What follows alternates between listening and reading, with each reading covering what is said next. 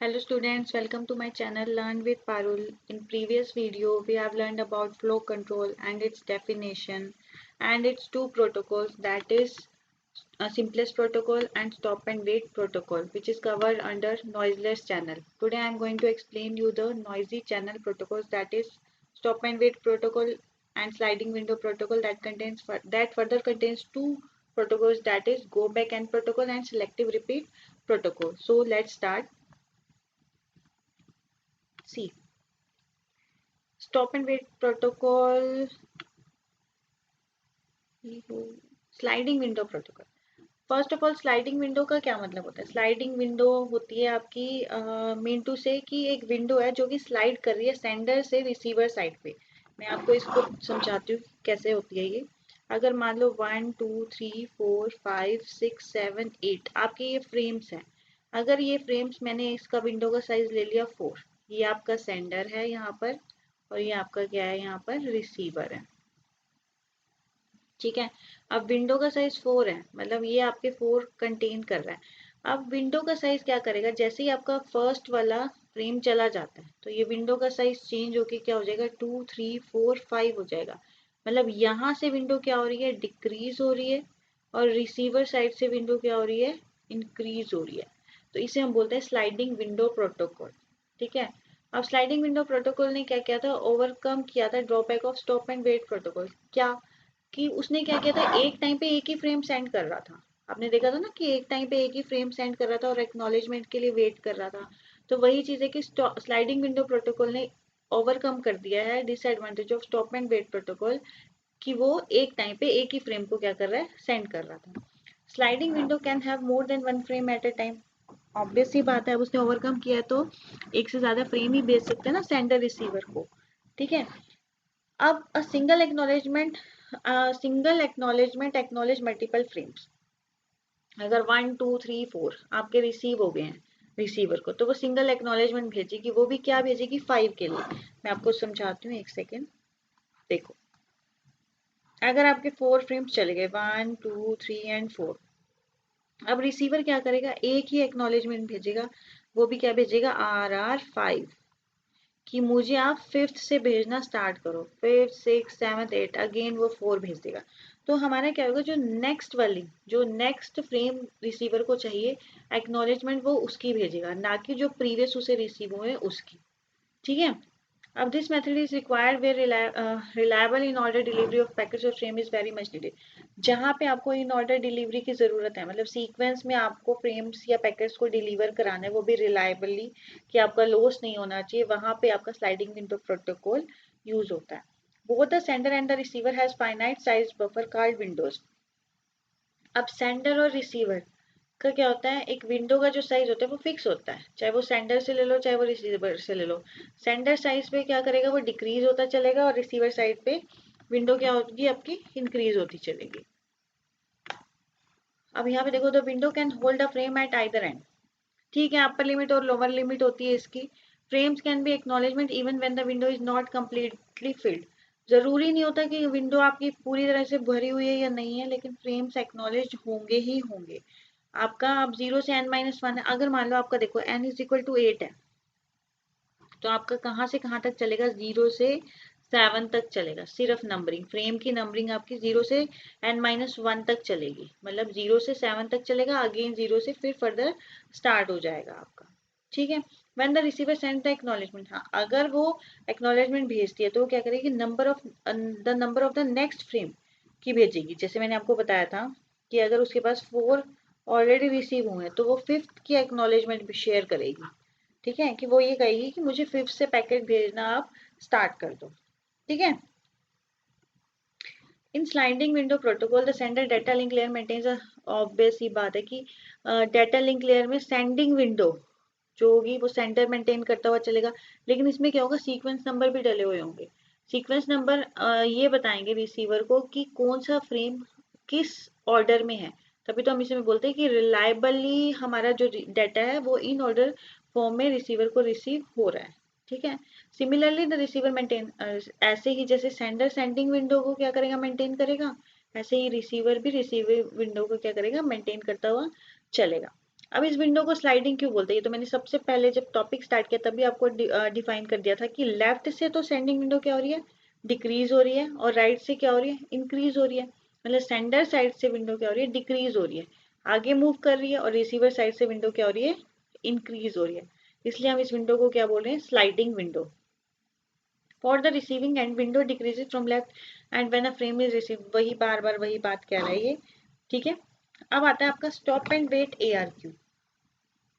Stop and wait ARQ में आपका आता है, इसका मैं आपको पहले एग्जांपल समझाती हूँ, रुको। ये देखो, स्टॉप एंड वेट ARQ में क्या होता है, एवरी 4 फ्रेम्स गेट लॉस्ट। अब ये क्या कर रहा है, हर 4th फ्रेम आपका क्या हो रहा है, इसमें लॉस्ट हो रहा है, ठीक है। तो कितने नंबर ऑफ ट्रांसमिशन होंगे, अब इसमें देखो 1 2 3 4, चौथा फ्रेम लॉस्ट हो गया ना, तो 4 5 6। अब ये क्या कर रहा है, जहां से आपका फ्रेम लॉस्ट हो रहा है वहां से आप उस फ्रेम को क्या कर रहे हैं, रिपीटेडली भेज रहा है। फोर्थ लॉस्ट हुआ तो उसने 4 5 6 भेज दिया, फिर 7th लॉस्ट हुआ उसने 7 8 9 भेज दिया, और 10th भेज दिया। इसमें क्या हो रहा है, सिंपली वो भेज रहा है, ठीक है। तो जो फ्रेम लॉस्ट होगा उसी फ्रेम को ये क्या करेगा, रीट्रांसमिट कर देगा। अब यहाँ पे देखो, ये इसमें क्या होता है, फ्लोर एरर कंट्रोल होता है, ये data link layer transport layer दोनों में यूज होता है, कनेक्शन ओरिएंटेड कम्युनिकेशन इसका होता है। इसमें सेंडर की साइज और विंडो का साइज कितना होता है, 1 होता है। अभी आपने देखा ना, एक ही भेज रहा था एट ए टाइम पे। स्टॉप एंड वेट AR के सिमिलर होता है स्टॉप एंड वेट के ही, लेकिन इसमें क्या होता है, टाइम आउट टाइमर लगा हुआ है या सीक्वेंस नंबर लगा हुआ है। अब ये क्या कर रहे हैं, जैसे ही सेंडर भेज रहे हैं उनके सीक्वेंस नंबर के साथ शेयर कर रहे हैं, ठीक है। एक्नॉलेजमेंट आई कि हमारा 4th फ्रेम लॉस हो गया, तो उस 4th फ्रेम को ही वो क्या करेगा, भेज देगा आगे, ठीक है। तो इसमें हमारे पास क्या क्या होता है, टाइम आउट टाइमर होता है। अगर मान लो सेंडर ने कोई डाटा भेजा और एक्नॉलेजमेंट रिसीव नहीं हुई उस टाइमर के बीच में, तो ये उस फ्रेम को दोबारा से रीट्रांसमिट कर देगा। सीक्वेंस नंबर डला होता है हर पैकेट के साथ और हर एक्नॉलेजमेंट के साथ, ताकि रिसीवर को पता चल सके कि हमारा मतलब जो सेंडर ने फ्रेम भेजा है उसका सीक्वेंस नंबर एक्चुअल में है क्या। अगर उसने 4 भेजा तो 4 नंबर वहां पे होगा। अगर रिसीवर एक्नॉलेज कर रही है तो सेंडर को पता चल जाएगा कि वो कौन से फ्रेम की डिमांड कर रही है, ठीक है। इसमें सेंडर का और रिसीवर का दोनों का विंडो साइज क्या होता है, 1 होता है। तो हमारे पास कितने सीक्वेंस नंबर की जरूरत होती है, 2 सीक्वेंस नंबर की जरूरत होती है, एक सेंडर के लिए एक एक्नॉलेजमेंट के लिए, ठीक है। अब इसकी एडवांटेज क्या होती है, ये बेटर है स्टॉप एंड वेट से, data link layer transport layer दोनों पे काम करता है। एरर फ्लो मैनेजमेंट दोनों पे ही मतलब दोनों ही ये कर सकता है, एरर भी को भी कंट्रोल करता हुआ चलता है और फ्लो को भी कंट्रोल करता हुआ चलता है। ये हाफ डुप्लेक्स मोड में वर्क करता है, ठीक है। और stop and wait ARQ ensures that the information is received by the receiver in the order। ये यही गारंटी देता है कि जो इंफॉर्मेशन है वो आपकी ऑर्डर्ड वे में ही रिसीवर को मिले। डिसएडवांटेज क्या होती है अब इसके अंदर, डाटा अगर लॉस हो जाता है ट्रांसमिशन के बीच में, ठीक है, तो सेंडर क्या करेगा, एक्नॉलेजमेंट के लिए वेट ही करता रहेगा infinite amount of a time. जब मतलब जो भी आपका टाइमर सेट है उतना अमाउंट ऑफ टाइम तो वो वेट करेगा ही ना, ठीक है। अगर हमारी एक्नॉलेजमेंट रिसीवर साइड से वेट हो जाती मतलब लॉस्ट हो जाती है तो सेंडर कॉन्टिन्यूस वेट करता रहेगा। The window size of sender and receiver इसमें 1 ही है, तो एक टाइम पे एक ही फ्रेम यहाँ पे जा रहा है। टाइमर का कंसेप्ट है तो ज़्यादा लॉन्ग ड्यूरेशन तक हम मतलब री ट्रांसमिट अगर हमें करना है तो ज़्यादा हमें वेट करना पड़ेगा, जब तक एक्नॉलेजमेंट नहीं आ रही तब तक हमें वेट करना पड़ेगा। तो ये भी क्या है, एक स्लो प्रोटोकॉल है। अब स्लाइडिंग विंडो प्रोटोकॉल की एडवांटेज और डिसएडवांटेज क्या क्या है, it performs much better than stop and wait flow control. ये मतलब ज़्यादा बेटर है, एफिशिएंट भी है, मल्टीपल फ्रेम्स आप इसमें भेज सकते हो। बट डिसएडवांटेज क्या है, कॉम्प्लेक्स ज़्यादा है as compare to stop and wait, क्योंकि मल्टीपल फ्रेम्स हैं। The receiver might receives data frame and packets out the sequence. ये जो आपने स्टॉप एंड वेट ARQ पढ़ा है ये स्लाइडिंग विंडो में कंसीडर नहीं होता है, ठीक है। आप इसे हमने देखा था ना यहाँ पे, देखो ये स्लाइडिंग विंडो में नहीं आता। स्लाइडिंग विंडो में गो बैक एंड प्रोटोकॉल और सिलेक्टिव रिपीट आते हैं। ये गलती से स्लाइड बीच में ऐड हो गई है तो आप इसे करेक्ट कर लेना, ठीक है। अब हम पढ़ते हैं स्लाइडिंग विंडो प्रोटोकॉल का first, that is go back and ARQ। Go back and ARQ में क्या है, ये ऑटोमेटिक रिपीट रिक्वेस्ट है, ठीक है, डाटा लिंक लेयर पे ये ऑपरेट होती है, बहुत रिलायबल होती है ये। इसमें अगर एक फ्रेम लॉस्ट या डैमेज हो जाता है तो हम क्या करते हैं, एक्नॉलेज, रिसीवर आपको एक्नॉलेजमेंट भेजेगा कि ये वाला फ्रेम हमें रिसीव नहीं हुआ है, तो गो बैक एंड प्रोटोकॉल उसे दोबारा भेज देगा। इसमें अगर हमारे पास एन सेंडर विंडो का साइज है तो go back 3 which means 3 frames आप एक टाइम पे आप भेज सकते हो। अगर विंडो साइज 3 है तो मतलब 3 फ्रेम्स आप एक टाइम पे से भेज सकते हो। हर एक फ्रेम का एक नंबर होता है सीक्वेंशली, मतलब सीक्वेंस नंबर हम इसमें ऐड करके भेजते हैं। It does not consider the corrupted frames. इसमें क्या होता है, करप्टेड फ्रेम्स को सिंपली डिस्कार्ड कर दिया जाता है। आउट ऑफ ऑर्डर फ्रेम्स इसमें अलाउड नहीं होते हैं। हाँ, ये मोस्ट इंपॉर्टेंट पॉइंट है कि जो सेंडर विंडो का साइज होता है वो 2 की पावर m-1 होता है। 2 की पावर m-1 होता है। और जो सेंडर का क्या होता है, सॉरी रिसीवर का क्या होता है, 1 होता है। ठीक है, स्टॉप एंड वेट ARQ में क्या था, सेंडर का साइज भी 1 था और रिसीवर का साइज भी 1 था। अब हमारी क्या क्या पॉसिबिलिटी आ सकती है कि हमें रीट्रांसमिट करना पड़े डाटा को। सबसे पहले अगर फ्रेम डैमेज हो गया, रिसीवर ने हमें नेगेटिव एक्नॉलेजमेंट भेजी कि फ्रेम डैमेज हो गया, आप हमें कोई दूसरा मतलब वो फ्रेम दोबारा से भेजो, तो उस टाइम पे पॉसिबिलिटी होती है कि हमें दोबारा भेजना पड़ता है। लोस्ट डाटा फ्रेम बीच में ही लोस्ट हो गया, नेगेटिव एक्नॉलेजमेंट है कि रिसीवर के पास वो पहुंचा ही नहीं है, ठीक है, मिसिंग फ्रेम हो गया, तब हमें करनी पड़ेगी। या एक्नॉलेजमेंट मिस हो गई है, तब क्या करेगा सेंडर, आप वेट करने के बाद जब उसका टाइमर स्टॉप हो जाएगा तब वो उसे आगे भेजेगा। अगर टाइमर नहीं होगा तो वो कंटिन्यूअसली वेट ही करता रहेगा for ever amount of time के लिए। अब ये देखो एग्जांपल इसमें, अगर आपका एवरी 7th फ्रेम लोस्ट हो रहा है तो टोटल नंबर ऑफ ट्रांसमिशन कितनी होगी। आपने क्या क्या, विंडो का साइज कितना है 4, तो 1 2 3 4 आपने भेज दिया। अब रिसीवर का वही है, उसने एक्नॉलेजमेंट 5 भेजी, मीन्स उसके पास 4 क्या हो गए, सक्सेसफुली रिसीव्ड हो गए। ठीक है, उसने 5th की एक्नॉलेजमेंट भी भेजी, 5th 6th 7th, अब 7th फ्रेम लॉस्ट हो गया, 8 चला गया। अब इसने क्या भेजा, एक्नॉलेजमेंट में क्या भेजा, 7th फ्रेम की एक्नॉलेजमेंट भेजी। अब ये क्या करेगा, 7th से ही अपनी विंडो स्टार्ट करेगा, 7th 8th 9th 10th।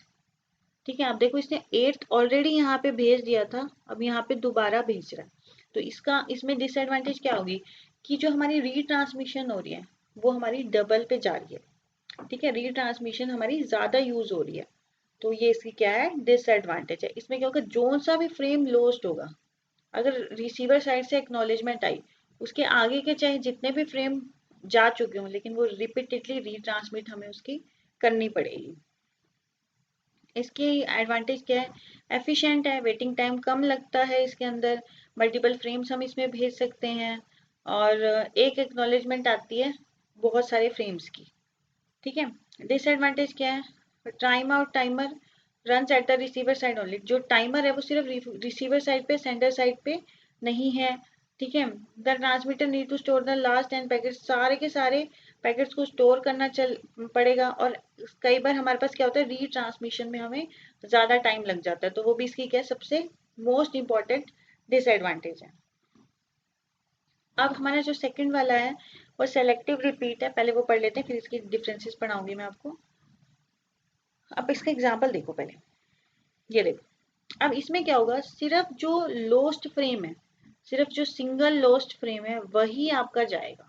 अब जैसे देखो इसमें फर्स्ट, आपने क्या कहा, 4th फ्रेम लोस्ट हो रहा है, तो first second third 4th frame lost हुआ ना आपका, 5th चला गया क्योंकि विंडो का साइज क्या है 5 है। अब इसने 4th की एक्नॉलेजमेंट भेजी, सबकी एक्नॉलेजमेंट वो भेज रहा है, 4th की एक्नॉलेजमेंट नहीं आई, तो सिर्फ वो जो 4th वाला पैकेट है वही दोबारा जाएगा, 5 6 7, और जब इसकी एक्नॉलेजमेंट रिसीव हुई ये वाली, तो इसने क्या किया 4th, मतलब ओनली लोस्ट पैकेट ही रीट्रांसमिट होगा, सारे के सारे पैकेट रीट्रांसमिट नहीं होंगे। ठीक है, इसमें सेंडर विंडो का साइज और उसका रिसीवर विंडो का साइज क्या होता है, 2 की पावर m-1। अब ये याद रखना, m-1 पूरा एक्सपोनेंशियल में है, जबकि गो बैक एन के अंदर क्या था, 2 की पावर m-1 नीचे था। ठीक है, इसमें सेंडर साइज और विंडो का साइज और रिसीवर विंडो का साइज सेम है, 2 की पावर m-1। एफिशिएंसी क्या होती है इसकी, n अपॉन में 1 + 2a, where a is propagation delay. ठीक है, n इज आपका बफर या सीक्वेंस नंबर, आप इसमें कैलकुलेट कर सकते हो। अब देखो सेलेक्टिव रिपीट क्या, स्लाइडिंग विंडो प्रोटोकॉल है, एरर करेक्शन और एरर डिटेक्शन के लिए यूज होता है। सिर्फ सस्पेक्टेड और डैमेज फ्रेम ही ये क्या करते हैं, रीट्रांसमिट करते हैं। ठीक है, उसके बाद हाँ, इसमें क्या होता है, हर एक फ्रेम की इंडिविजुअल एक्नॉलेजमेंट आती है, जबकि गो बैक एंड में क्या होता था आपका, मल्टीपल फ्रेम्स आती थी। इसमें रीट्रांसमिट फ्रेम रिसीव हो सकते हैं, आउट ऑफ सीक्वेंस में रिसीव हो सकते हैं, जबकि गो बैक एंड में सीक्वेंस में रिसीव होते थे। ठीक है, in selective repeat A R Q the sender set the timer, वही है टाइमर सेट कर देगा जब तक एक्नॉलेजमेंट नहीं आ रही है। जैसे ही आपकी कोई डैमेज फ्रेम है उसकी एक्नॉलेजमेंट रिसीव नहीं हुई है, वो उसे रीट्रांसमिट कर देगा। अब इसके डिफरेंसेस देखो, सबसे पहले क्या होता है कि सारे के सारे frames, all the frames are retransmit, सारे के सारे फ्रेम रीट्रांसमिट होंगे। इसमें सिर्फ डैमेज फ्रेम ही रीट्रांसमिट होगा। इसमें रिसीवर विंडो का साइज 1 होता है, इसमें रिसीवर विंडो का साइज n बोल सकते हो, या फिर 2 की पावर m -1 भी हो सकता है। एक्नॉलेजमेंट इसमें क्यूमुलेटिव आती है, मल्टीपल एक साथ आती है, इसमें हमारी सिंगल सिंगल आती है। इसमें हमारा सॉर्टिंग की ज़रूरत नहीं होती, इसमें सॉर्टिंग की ज़रूरत होती है। इसमें out of order packets receive नहीं हो सकते गो बैक एन में, और सिलेक्टिव रिपीट में आउट ऑफ ऑर्डर पैकेट्स को हम रिसीव कर सकते हैं। गो बैक एन हमारा सिंपल होता है, ज़्यादा कॉम्प्लेक्स नहीं होता। सिलेक्टिव रिपीट हमारा मोर कॉम्प्लेक्स होता है। ठीक है, और मिनिमम सीक्वेंस नंबर हमारे इसमें n+1 यूज होते हैं, और उसमें 2n यूज होते हैं, क्योंकि एक्नॉलेजमेंट का भी एक सीक्वेंस नंबर होता है। ये देखो मैंने अभी आपको दिखाया था, यहाँ पे हमारे सीक्वेंस नंबर कितने यूज हो रहे हैं, ट्वाइस ऑफ n। ठीक है, ये आपका टॉपिक यहाँ खत्म हो गया। हमने दोनों प्रोटोकॉल्स पढ़ लिए हैं, स्लाइडिंग विंडो प्रोटोकॉल्स भी। ठीक है, गो बैक एन पढ़ा था, सिलेक्टिव रिपीट हमने यहाँ पे पढ़ा था।